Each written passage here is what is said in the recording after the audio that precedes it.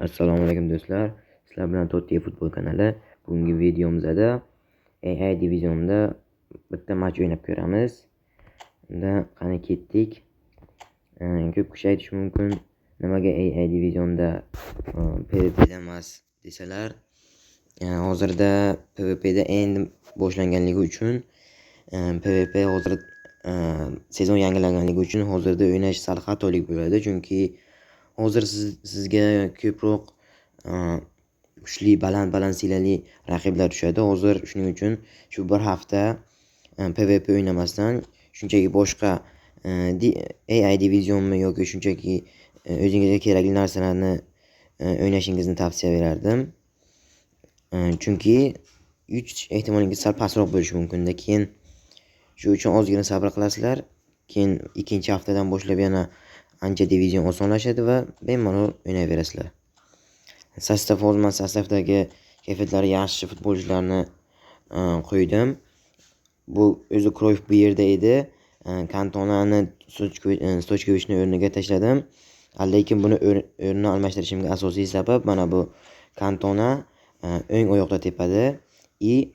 O'ng oyoqda tepishi bilan birga buni weak foot accuracy, ya'ni kuchsiz oyog'i bilan tepa olish qobiliyati haydda turibdi. Lekin bu Kroyf ham o'ng oyoq, right foot. Lekin buni chap oyoqda tepish qobiliyati very high. Bu juda yaxshi deganda, shuning uchun o'rnini almashtirib qo'ysangiz agar, bu o'ng tomondan tepsa agar, udarlari Chen bu tomondan tepganiga ko'ra yaxshiroq tepadi. Lekin Kroyfga farqi yo'q, bu tomondanmi yoki bu tomondan tepsa ham ikkalasi bir xil deyarli. Unda bo'lsa matchga ketdik. Qisqacha raqibning sostavi, ikkita yakir bor ekan. Yaxshi.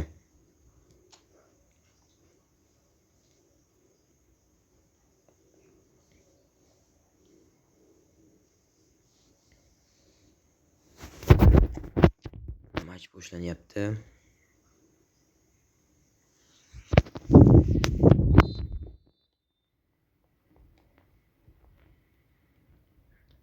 Ko'pincha shu AI bilan o'ynaganda faqat orqaga tortish maslahat beraman. Chunki baribir o'zi ataka qiladi bular.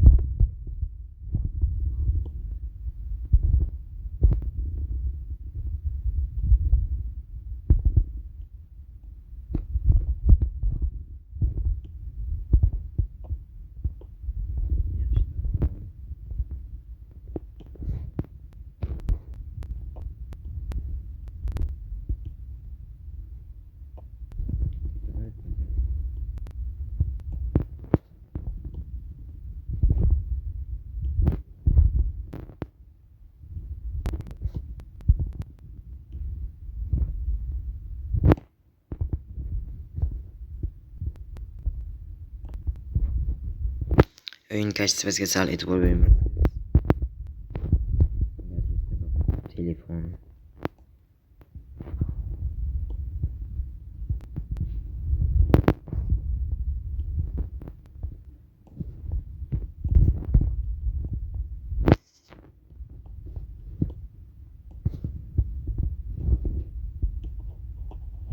Yaxshi save.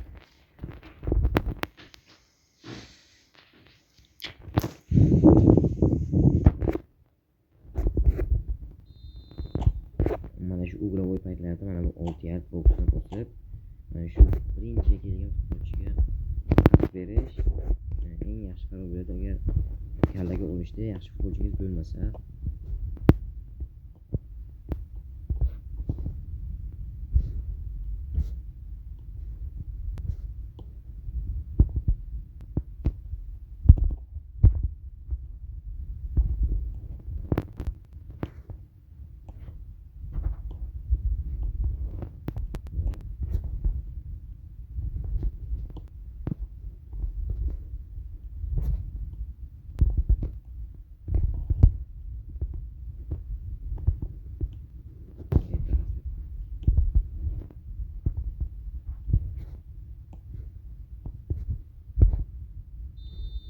O'zimizdan chiqar ekan.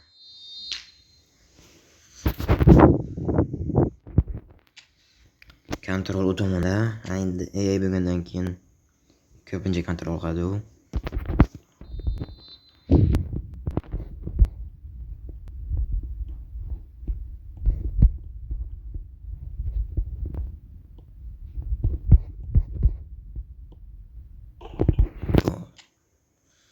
Mana shu paytda double touch qilmaganimda mana o'zi Salah bilan gol bo'lish ehtimoli o'ta past edi. Chunki double touch qilgandan keyin sal yaqinroqqa keldi.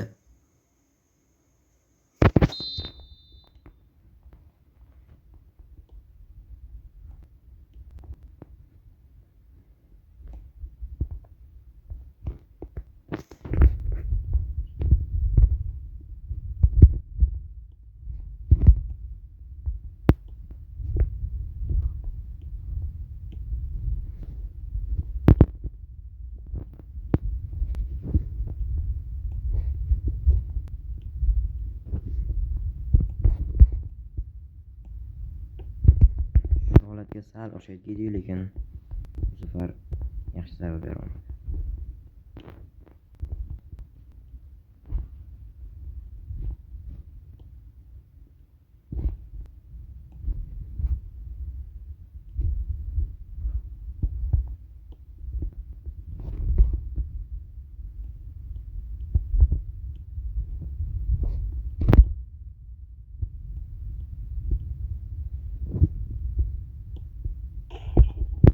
Shame.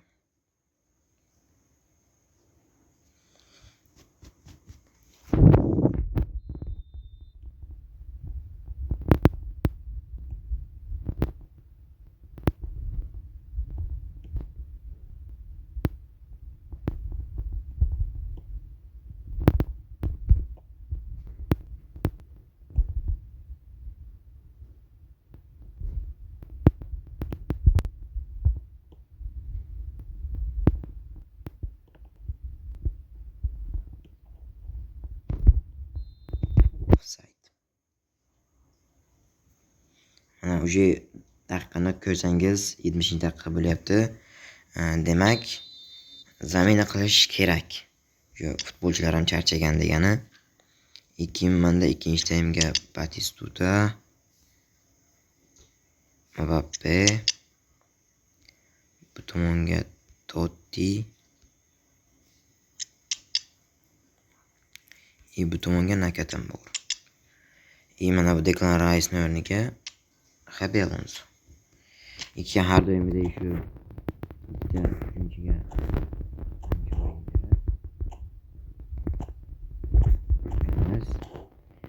do'stlar, kanalimizga obuna bo'lish esingizdan chiqmasin. Chunki keyingi videolarimizda ana shu individual instructionni qanday qilib sozlash, o'zi u nimaga kerak, nima qilsa yaxshi bo'ladi, hammasini birma-bir tushuntirib beraman.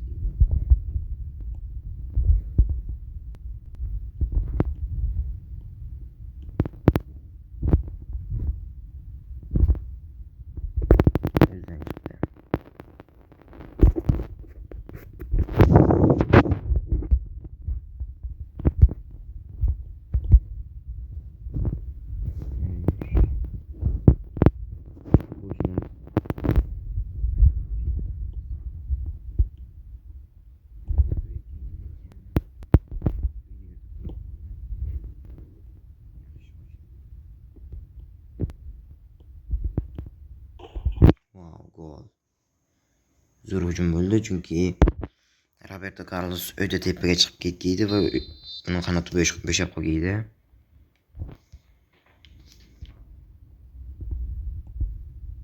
Tepadan ilib bersak, yaxshi.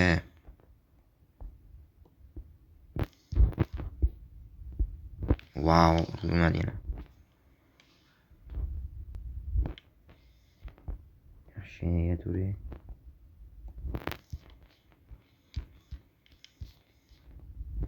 Wow, tegmaganini qarang-da. Xavfli.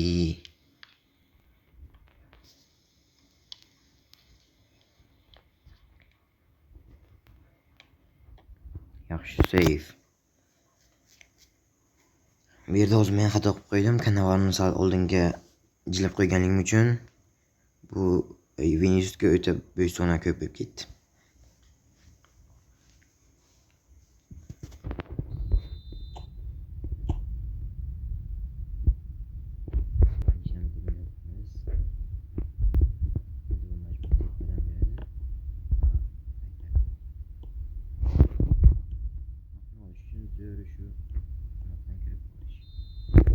Yaxshi.